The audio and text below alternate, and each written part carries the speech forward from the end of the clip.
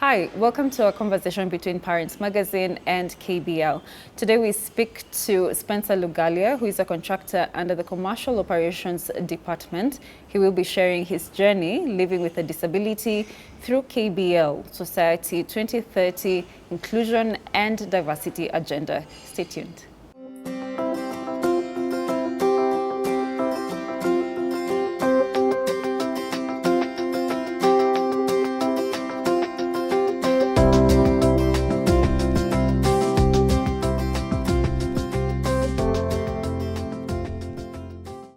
Tell us something a little bit about yourself. Yeah, who's Spencer? So, Spencer is a graduate from Maseno.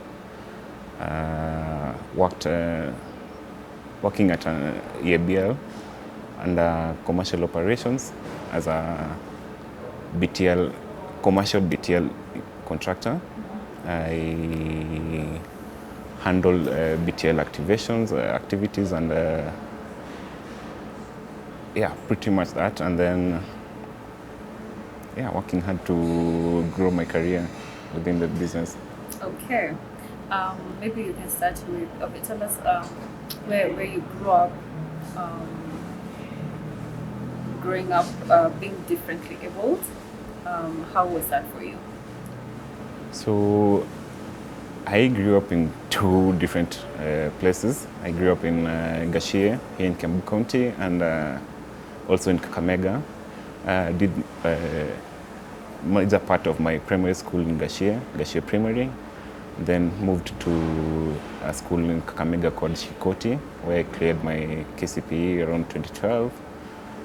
Joined high school, and the journey has been sort of interesting. Actually interesting, not sort of. Having been able to deal with different reception to my nature, to how I am. At Gashie, I had very supportive teachers who would ensure that I attend my clinics, I go for physiotherapy at Wayaki Way, and also got surgical shoes through a number of them who supported me. And then once I moved from Gashie to Kakamega, it sort of moved and changed a lot.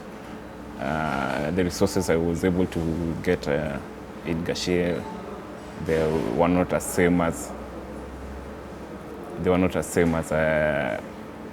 in Kakamega.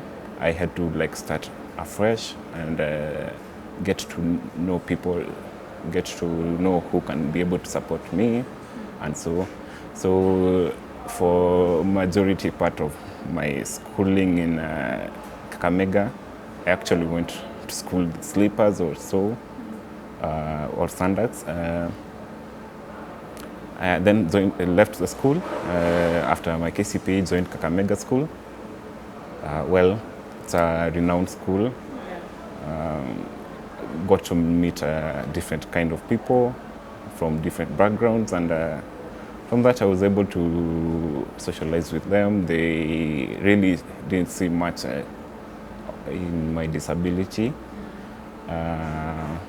in regards to maybe seeing me differently also, in as much as I was not able to maybe participate in games or most of the activities. I'd easily socialized with a number of them. I still do with a number of them up to now.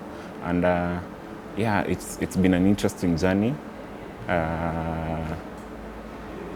Also the teachers there were supportive, from the principal to my class teacher, and I was able to be registered under National Council while still in high school.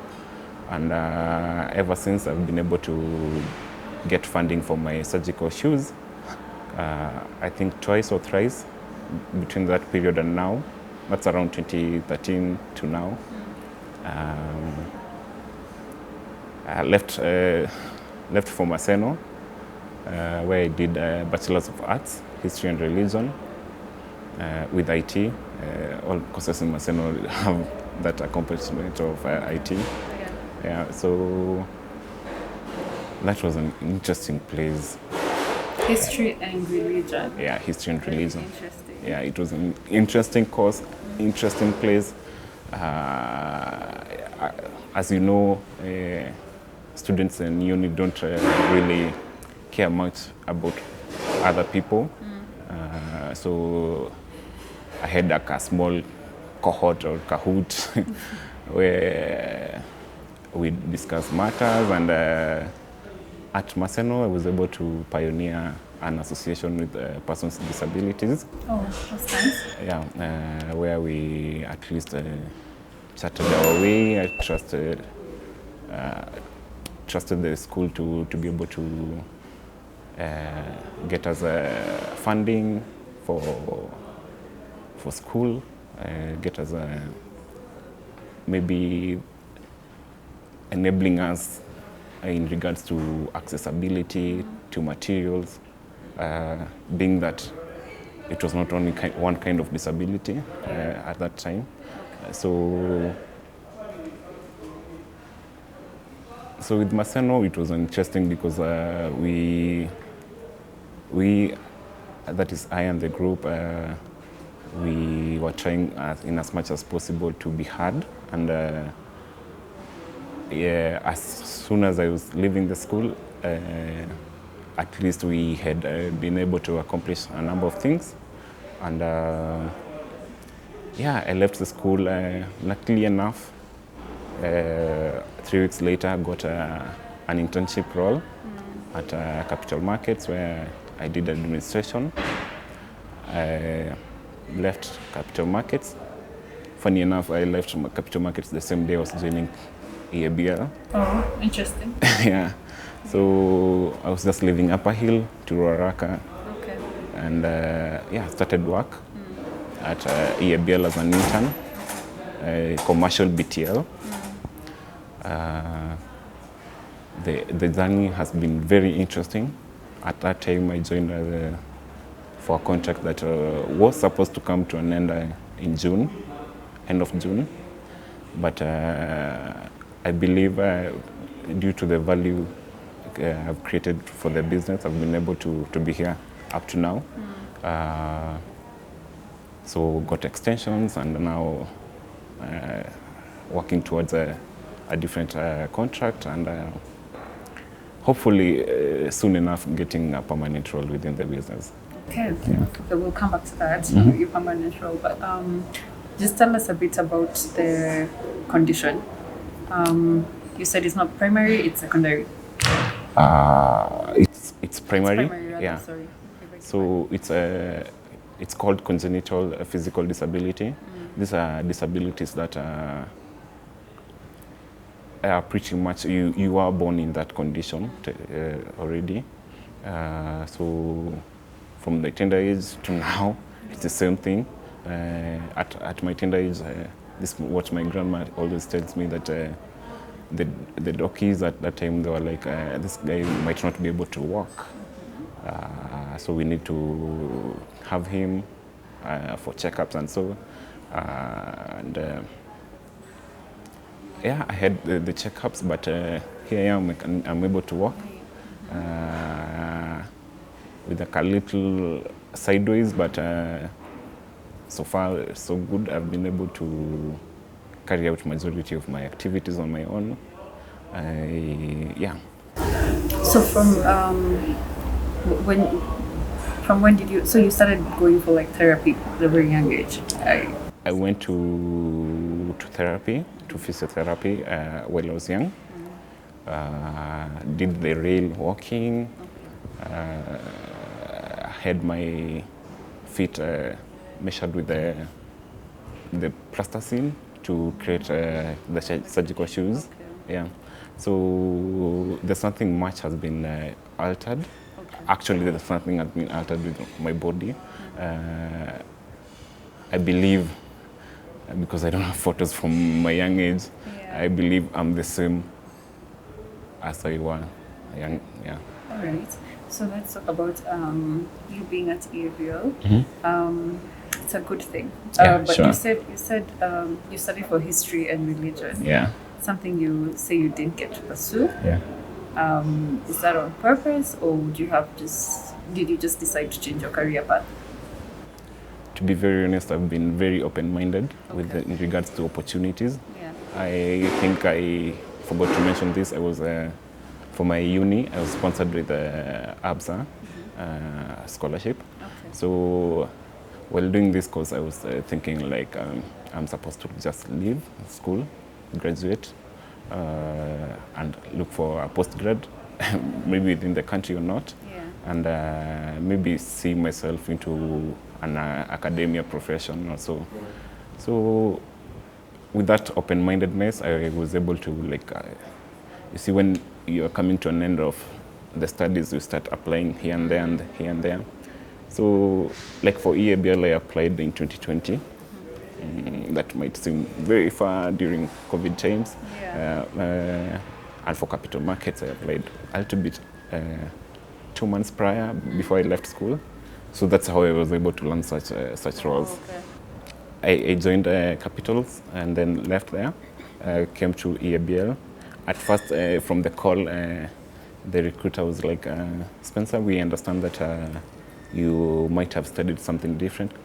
And yes, in as much as we would want to have you here, we want you to come and look at data and see how you can be able to skew data to drive insights and knowledge. So it's not something you've done before, but you... Yeah, from my sort of IT courses, I've been able to merge the two, what I'm doing here and what I studied in my IT courses. Yeah. So it's been a journey. I'm now looking into maybe getting opportunities into data analysis, data visualization, and just using data to drive insights, to drive knowledge, and how to be able to plan for like such a business which has been there for 100 years. How can we be able to use data to forecast? Okay. So that's what like my new career path looks like. I'd wish to be able to explore how it and what it brings to the table. So that's pretty much what I'm looking at. All right. So have you ever felt like you being differently abled would be a limitation or a hindrance to you getting a job anywhere or even here? Well, to be very honest, yes. While joining here, I was asked to ask for a trade visit. That's when you go for people who are office-based. That's when you go to see how the actual sales are done. So that's something that I've not been able to explore up to now. But with new accomplishments and with new opportunities, I see myself actually doing that. I see myself exploring, being there to sell, and also being able to communicate with people at the ground and see how this system works, how we are able to produce here, and how we are able to sell, and how all this comes to in an aspect, how we are able to see how the sale cycle from production to sale to consumption. Okay. So far working with EABL, have you had any challenges, and how did you overcome them? Not much. The only challenge I had while joining, I do not have a driving license, which opens up another spectrum of the business in regards to sales and being able to do sales. So while shopping for a school, I was met with a number of challenges in regards to we cannot have you here because of your nature, driving school. We cannot have you here because maybe you do not provide the class that you need. But eventually I was able to to join one, Okay. and actually got my interim yesterday. Oh, Yeah. congrats. Yeah. Okay. So with that, I see myself getting to more opportunities within the business, and yeah. Yeah. So that means having a license, you get more opportunities here. Yeah. Okay. Nice. So, how do you feel about EABL just being all inclusive? I mean, just including, making sure they don't leave anyone out in terms of, you know, you're differently abled and they don't discriminate. How does that make you feel as Spencer? Well, while joining, Yeah.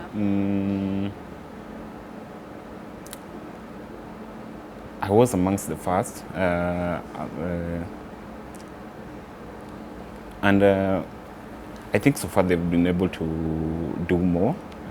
They've been able to include persons living with disability within their business, within their supply value chain. Okay. We have, through site savers, we have farmers who are producing sorghum for the business. Okay. We also are looking at opportunities at where employability is for persons with disabilities. As of now, it's a work in progress. Yeah. I'm not supposed to really delve into that much, but I think they're doing their level best. And with the time, it should be one of the best employers for persons. Actually, it is. It is. Yeah, one of the best employers of persons living with disabilities. We are looking at ensuring that the space is all inclusive. Yeah, pretty much that. Okay. Let me just take you back to just you living, being, you know, growing up living with a disability. You talked about, for example, funding for your shoes. Is that something that's an expense for you? Like, it's hard, difficult, and Yeah. Can you talk about that? Yeah. Yeah. Ideally, maybe the cost of your shoe might be around 300 to 1,000 bob or past that, right? Okay. Yeah. For us, okay, particularly for me or for any person with disability using a surgical shoe, the expense goes up to triple, not even triple that amount, because these shoes, the ones that I got for myself recently, I had to pay around 10,000 for it.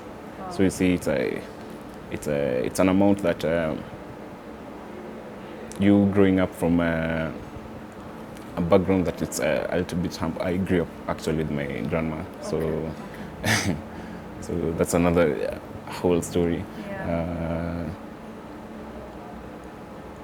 Yes, she was able to afford more, and we got funding through National Council for a number of pairs. Of late, they've been reluctant, and as a person who would wish to achieve more, I'd really want to see the space that my profession is not brought down because another organization is not being able to hold it. Yeah. So that's why I had to get my own. Yes. And yeah,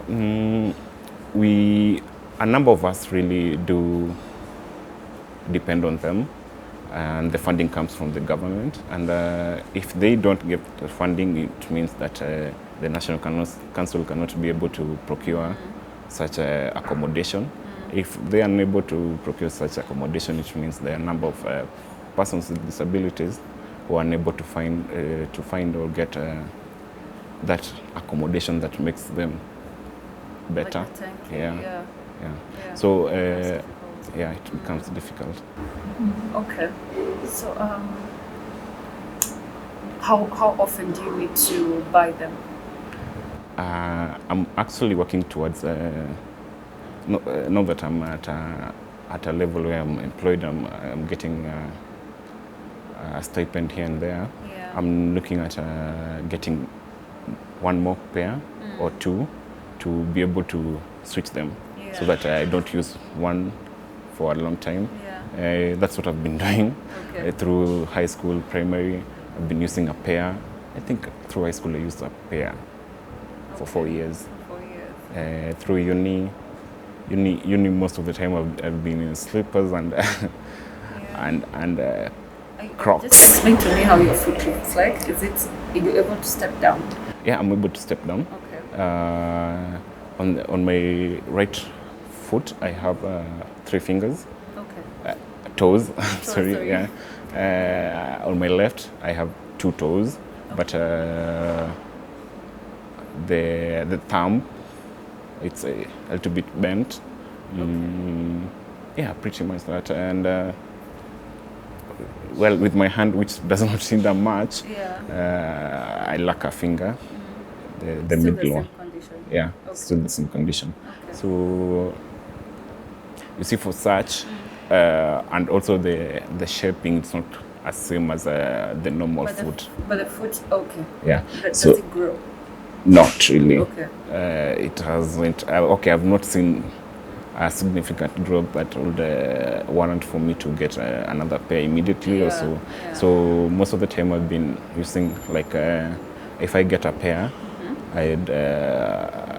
I'd use it for 4 to 5 years. Okay. At that time, by the 5th year, it's no longer a pair. It's just maybe a covering. Oh, okay. Yeah. So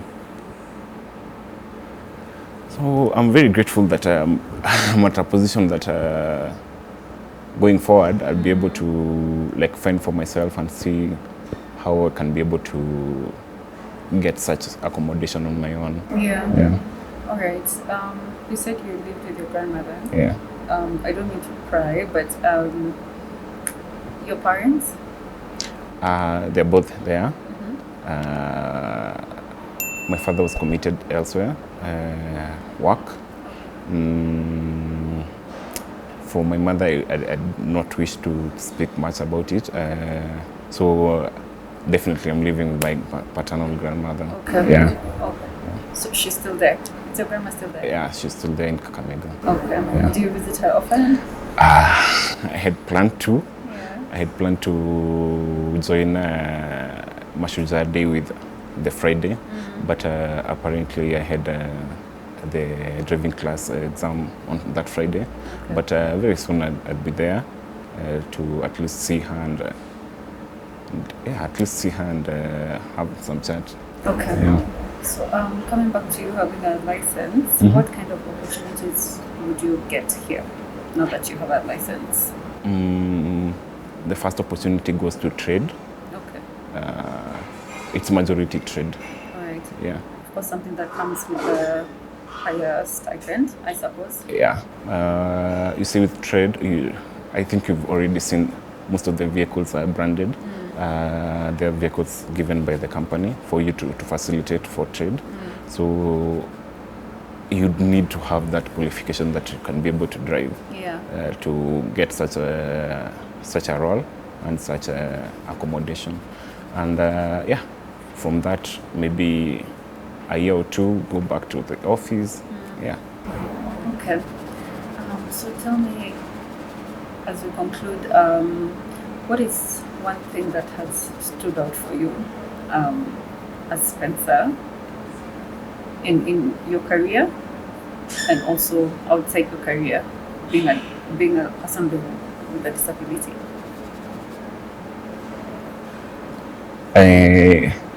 One of those highlights moments, you would say, this.